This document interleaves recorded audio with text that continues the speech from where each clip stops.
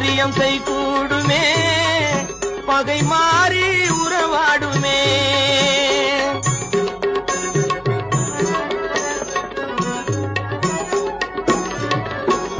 கந்தனை எண்ணியே வந்தனை செய்வோர்க்கு காரியம் கைகூடுமே, பகை மாறி உறவாடுமே. சிவமைந்தன் அருளாலே மெய்யறிவுண்டாகி மேன்மை உயர்வாகுமே. ஐயன் முருகனை கூப்பிட்டு முறையிட்ட பேருக்கு முத்திய வினை தீருமே.